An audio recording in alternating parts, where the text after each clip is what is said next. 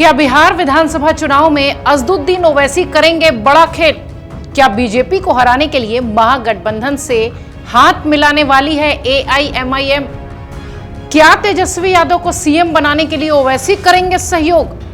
बिहार में आरजेडी नेताओं के संपर्क में हैं एआईएमआईएम के नेता, ये सवाल बड़ा है। महागठबंधन में क्यों शामिल होना चाहती है ओवैसी की एआईएमआईएम?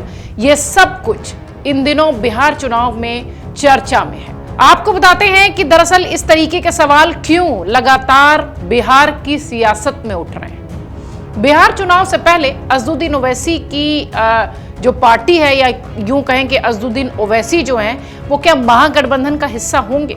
ये हम नहीं कह रहे हैं, ये कह रहे हैं असदुद्दीन ओवैसी के पार्टी के नेता।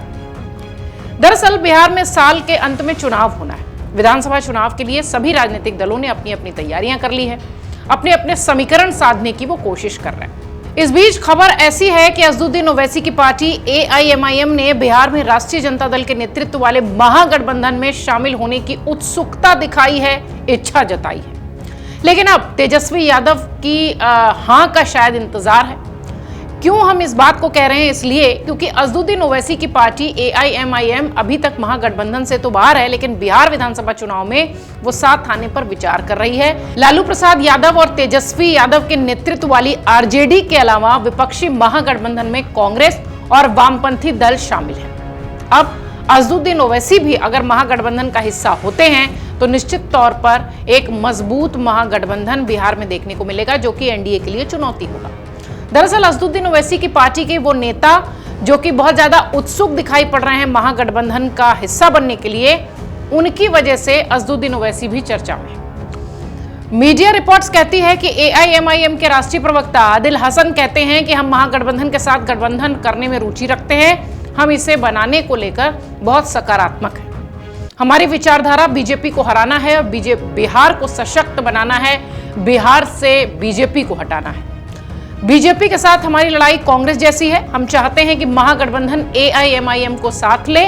आदिल हसन आगे कहते हैं कि 2020 में भी पार्टी ने महागठबंधन से गुजारिश की थी, हमारा मकसद बीजेपी को हराना है। बिहार में एनडीए की सरकार पूरी तरह से फेल हो चुकी है। मुख्यमंत्री नीतीश कुमार की क्या स्थिति है, यह सर्वविदित है। साल 2014 में बिहार ने एनडीए को 32 सांसद दिए, 2019 में 39 और 2024 में 30 सांसद दिए गए, लेकिन बीजेपी ने बिहार को कुछ नहीं दिया। आदिल हसन यही नहीं रुके, उन्होंने कहा कि हमने पहले भी कई मौकों पर विपक्षी गठबंधन का समर्थन किया है। स्पीकर के चुनाव में और एनडीए सरकार द्वारा लाए गए विधेयकों पर हमने विपक्ष का ही साथ दिया है। एआईएमआईएम के प्रवक्ता ने यह भी कहा कि महागठबंधन में आरजेडी बड़ी पार्टी है, तेजस्वी यादव को मुख्यमंत्री बनना है। एआईएमआईएम ने कभी मुख्यमंत्री बनने की बात नहीं कही। हमारी मांग केवल सीमांचल को आर्थिक पैकेज और विशेष दर्जे की है। इस पर अगर आरजेडी तैयार है तो हम उनके साथ आने को तैयार हैं। कई सरकारों को समर्थन देने का जिक्र करते हुए उन्होंने कहा कि कांग्रेस अगर तेलंगाना में एआईएमआईएम को सम्मान दे रही है तो बिहार में भी तेजस्वी को बड़ा दिल दिखाना चाहिए। यूपी में हम साथ रह चुके हैं, तो फिर भला परेशानी क्या है? उन्होंने कहा कि जब बड़ा दिल नहीं दिखाएंगे तो लोग लड़ेंगे और तीसरे को इसका फायदा मिलेगा। आदिल हसन ने यह भी माना कि एआईएमआईएम के नेताओं ने भी अभी तक गठबंधन के लिए आरजेडी और कांग्रेस नेताओं के साथ कोई औपचारिक चर्चा नहीं की। आदिल हसन कहते हैं कि जब ये नेता विधानसभा में मिलते हैं तो वो सुझाव देते हैं कि हमें एक साथ चुनाव लड़ना चाहिए। एआईएमआईएम भी यही कहती है, हम तैयार हैं, लेकिन आरजेडी को इस मुद्दे पर फैसला करना होगा। खबरें कुछ ये भी चल रही हैं कि एआईएमआईएम ने बिहार चुनाव में 243 में से 50 से ज्यादा विधानसभा सीटों पर चुनाव लड़ने की प्लानिंग की है। पार्टी सूत्र कहते हैं कि अगर वो गठबंधन में यानी महागठबंधन में शामिल होती है तो पार्टी कम सीटों पर चुनाव लड़ने के लिए तैयार होगी, ऐसी चर्चा है। आपको यह भी बता दें कि एआईएमआईएम 2020 के विधानसभा चुनाव में अपने प्रदर्शन से उत्साहित दिख रही है।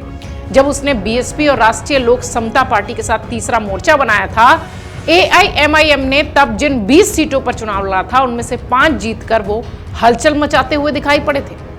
पार्टी को इन 20 सीटों पर डाले गए वोटों का जो प्रतिशत था वो भी लगभग 14.5% के आसपास का था। एआईएमआईएम ने जो 5 सीटें जीती वो सभी पूर्वी बिहार के मुस्लिम बहुल सीमांचल क्षेत्रों की थी, जिसमें अररिया, पूर्णिया, कटिहार, किशनगंज जैसी सीटें शामिल थी। यहाँ के जिले शामिल थे। हालांकि AIMIM को तब झटका जरूर लगा था जब उसके 5 विधायकों में से 4 मोहम्मद इजहार असवी, शहनवाज आलम, सैयद रुकनुद्दीन और अजहर नईमी RJD में शामिल हो गए थे।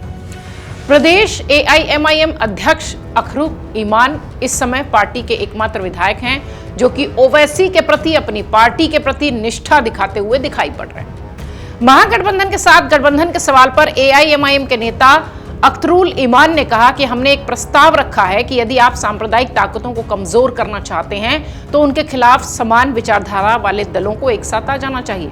हम अपनी भागीदारी चाहते हैं।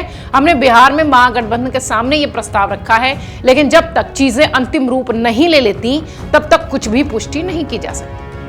कई सारे मीडिया रिपोर्ट्स में यह भी दावा है कि AIMIM के सूत्रों ने कहा है कि 2020 में जीती गई 5 सीटों के अलावा पार्टी मिथिलांचल, चंपारण, शाहाबाद, मगध और भागलपुर के क्षेत्रों में भी कई सीटों पर इस चुनाव में चुनाव लड़ेगी, जहां उसका दावा है कि उसने पिछले 5 सालों में अपना संगठन मजबूत किया है।